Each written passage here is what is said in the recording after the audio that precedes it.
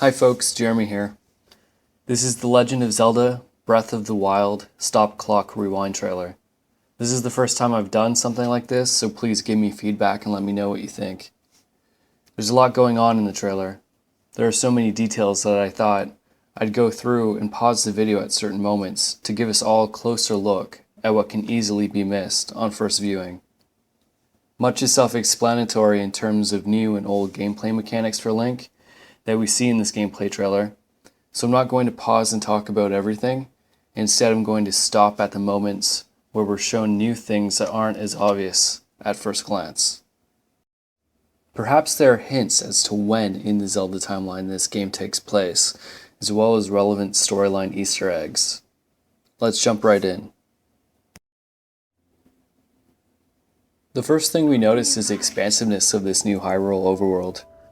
Mountains and valleys and canyons, oh my! Up on that canyon top side, we catch our first glimpse at what looks to be a temple or shrine. Cutting to the next shot, we see a tropical locale, again with what looks to be temples or shrines sitting on top of the mountain range here. This next shot is such a casual environmental pan, which actually makes me laugh because there's a giant skeleton creature walking along the mountain range, like it's going for a Sunday stroll or something. I don't know if it's related, but it reminds me a lot of Captain Kida from Majora's Mask. I'm really looking forward to crossing paths with this creature in the game.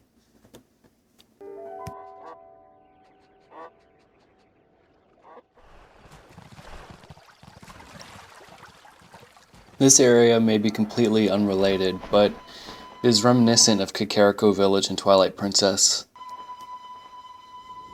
This looks like the ruins of an old Temple of Time, which helps to give us an idea as to when this game takes place. We have rusted, non-functioning guardians. They seem to be scattered throughout the land in different places, and I'm guessing that they are also an integral part of the storyline in this game. Wake up, Link. So yesterday we were given some teaser art from Nintendo showing Link rock climbing. And we'll see him climb later on in this trailer as well, which is a very cool new mechanic that I'm really looking forward to exploring.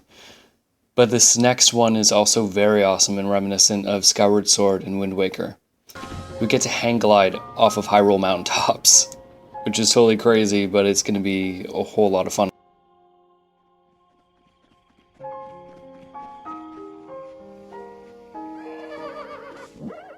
This might just be a random bridge in the game, but looks a lot like Elden Bridge, or due to the water below it, Great Bridge from Twilight Princess.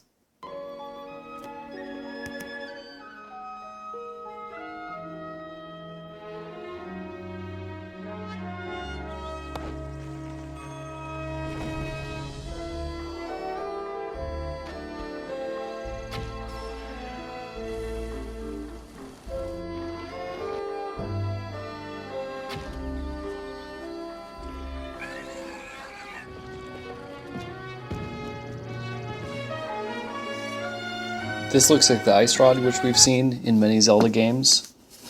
Also, this is really cool, a giant magnet.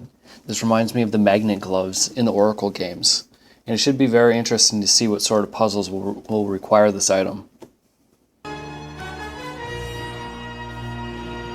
We see something is happening to what looks like Hyrule Castle.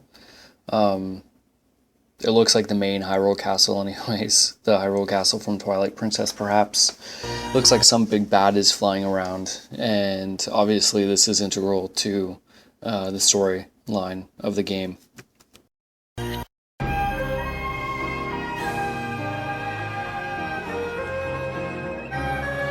This dude is cool. I have no idea what it is, but I look forward to killing it. This is really cool. This looks like to be the first time we get to see Link in a full suit of armor. We get a better look at the armor here, where Link is facing off against a rock golem, which off the top of my head, I think it's probably the first time we've ever seen an enemy encounter like this before.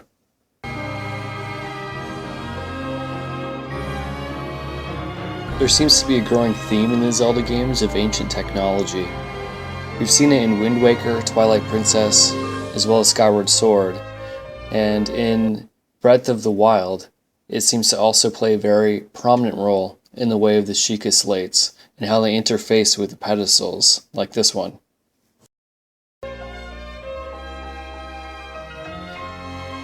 As for the Guardians, judging by the similar design shared with the Sheikah slates, as well as the technology that the Sheikah slates communicate with, they seem to all be of similar origin.